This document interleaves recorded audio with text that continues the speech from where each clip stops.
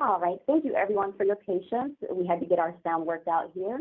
So we're going to start over for you just to make sure no one missed anything. So this is Medicare 101, Understanding Your Medicare Options. This is Michelle Brooks, and I'm Eva Lynn Peterson. We are two of the licensed agents with Ohio CU Financial, owned by OC Federal Credit Union. So we're going to be covering Medicare 101 and the cost for 2026. All right, so who is eligible for Medicare? Ways to become eligible: if you're age 65 and older, if you have a disability under the age of 65 and receive Social Security Disability Insurance, SSDI, payments for more than 24 months, if you have an illness, any age with end-stage renal disease or ALS, and you must have qualified residency, so be a U.S. citizen or permanent resident for 5 consecutive years. Medicare enrollment: if you have Social Security when you turn 65, you will be automatically enrolled into Medicare. You will receive your Medicare card 3 months prior to your birthday. If you do not have Social Security when you turn 65, you will need to take the steps to sign up for Medicare. 3 ways to join Medicare would be to apply online at www.ssa.gov, or you can call Social Security at 1-800-772-1213 to apply over the phone or to request an application. You can also apply at your local Social Security office. Medicare Basics. The original Medicare consists of Part A for hospital insurance and Part B for medical insurance.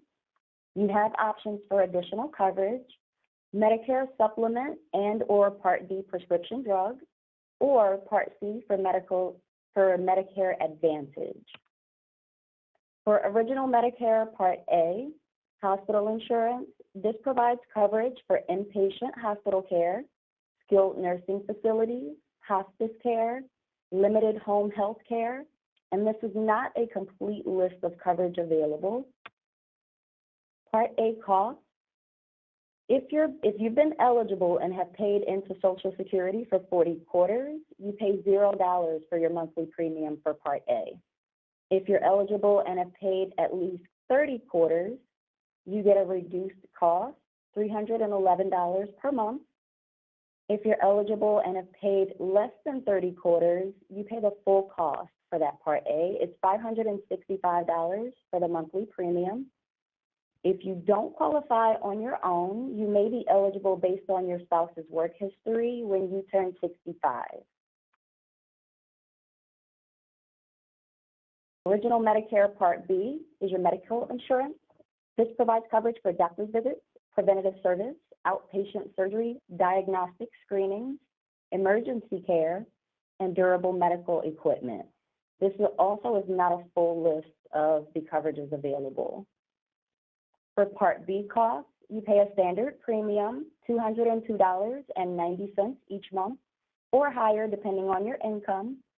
You will pay a higher premium if your income is more than $109,000 if you file an individual tax return, or are married and file separately, or if your income is more than $218,000 if you're married and file a joint tax return. For Part B, late enrollment penalty: if you did not sign up for Part B when first eligible and not covered by a credible employer, you may have to pay late enrollment penalty for as long as you have Part B. Monthly costs may go up 10% for each full 12-month period for each 12-month period that you could have had Part B but did not enroll. The exception to that: you do not have to pay late enrollment penalty if you meet a certain condition that allows you to sign up for Part B during special enrollment period. Original Medicare generally covers 80% of your hospital and medical expenses, but Original Medicare does not cover your deductibles, co-pays, co-insurance, outpatient prescription drugs, healthcare costs outside the U.S., hearing aids, exams, screenings, routine eye exams, and most glasses, and routine dental exams. Michelle is going to take over for Medicare Supplement. So that was a general understanding of original Medicare Part A and Part B. If you have any questions right now or during the rest of the presentation, you can react, raise your hand, or you can type it into the chat, and be more than happy to assist with any questions you have along the way. We'll also pause at the end and answer any additional questions you may have. So after original Medicare, there are other options that you can do. One of them is called a Medicare Supplement Plan, also called Medigap. This can fill some of the gaps that original Medicare does not cover. It can help cover deductibles, co-pays, and co-insurance. It gives you the freedom to choose any Medicare-appointed doctor in the U.S. It gives you a standardized plan letter with associated services and has a monthly cost that will vary based on the insurance company you choose. Supplement plans do not cover prescription drugs. Drug coverage can be added separately through either a prescription drug plan or other creditable coverage. The Part D prescription drug plan, these are two types of Part D coverages. One is standalone prescription drug plan. You must have original Medicare Part A, Part B, or both. As part of a Medicare Advantage plan, Medicare Advantage plans must include Part A and Part B coverage. So an Advantage plan is another way to obtain drug coverage, your Part D. Part D coverage information. Covers some prescription drug costs. You must continue to pay your Part B premium if applicable, and you must live within the Part D plan service area. Okay, another late enrollment penalty. This one is for Part D though. If you did not sign up for Part D when first eligible and did not have credible coverage for more than 63 days, you may have to pay a late enrollment penalty for as long as you have Part D. The penalty is 1% of the national base premium, so that was $38.99 in 2026, multiplied by the number of months you were not covered while you were eligible. In this example, the national base premium is $38.99. If you signed up in 2026 after missing 10 months of coverage, your monthly penalty would be $3.90. That amount is rounded up to the nearest tenth, and it is added to your premium, and that continues on indefinitely.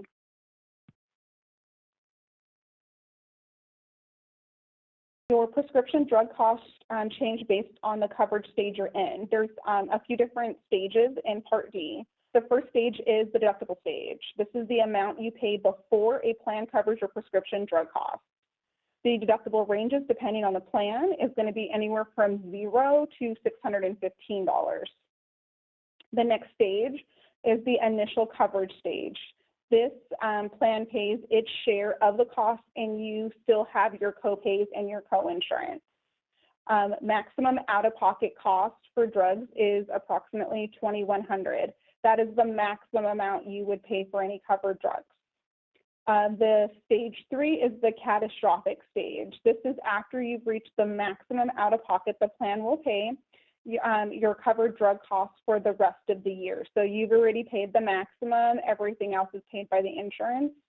So there is no copay or co-insurance for coverage drugs for the remainder of the plan year. Note, in 2026, the coverage gap stage has been eliminated. This was previously described as like the donut hole. That is no longer in effect due to updated coverages in the plan. So that's nothing that we have to worry about anymore. So how do we save on drug costs? If you meet certain income and resource limits, you may qualify for what they call extra help from Medicare to pay for the cost of Medicare prescription drugs. Again, this is your Part D. You can apply here at the website provided, www.ssa.gov/benefits/Medicare/prescription help. What they look at is they do look at your countable assets, such as money in your checking account, savings and retirement accounts, any stocks and bonds.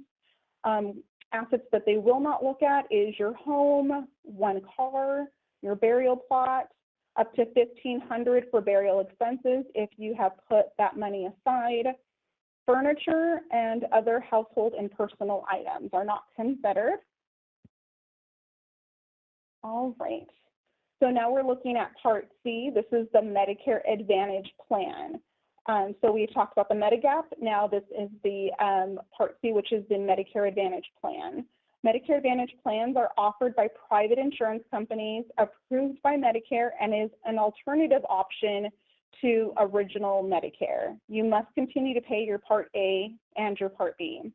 So this is going to include Part A, Part B, and Part D. If you put all of those together, that is what makes up Part C, your Medicare Advantage plan. The enrollment periods. So enrollment periods, original Medicare initial enrollment period is a 7-month election period. So you get the 3 months before you turn 65, the month you turn 65, and then 3 months after your birthday.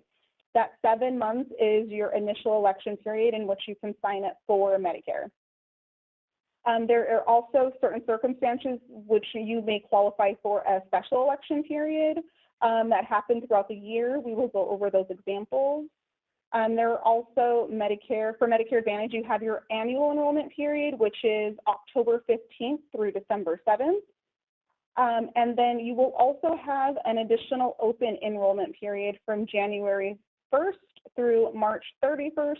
That is generally when you're switching from one Medicare Advantage plan to another.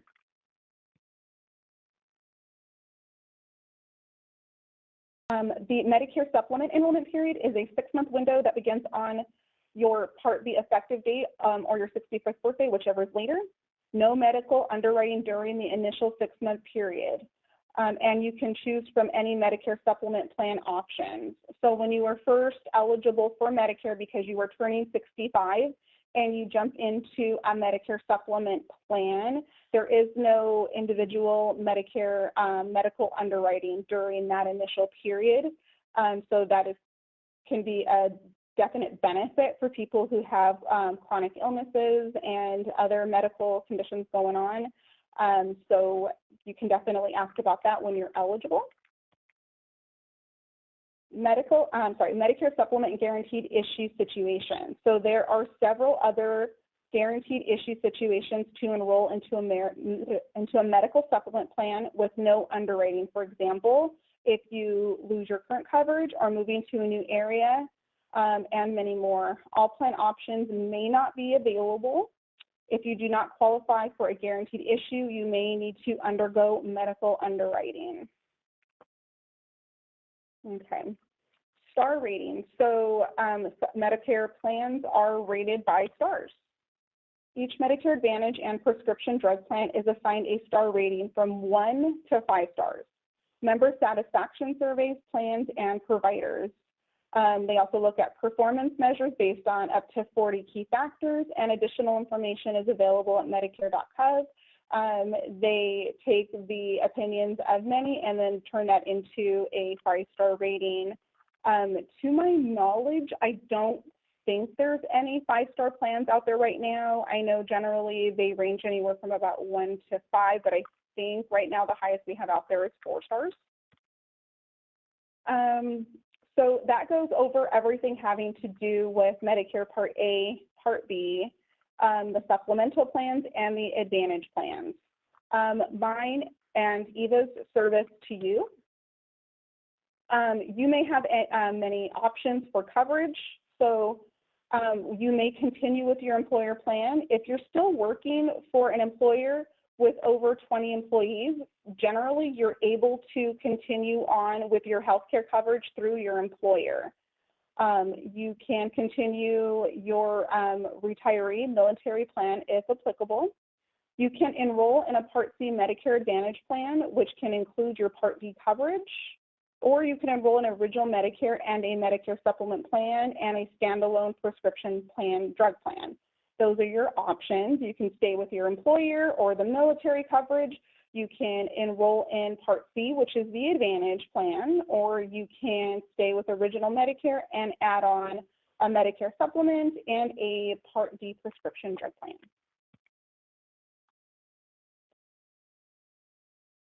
If you were to come see Eva or myself during your appointment, we'll review your needs to help you find the right plans for you to choose from.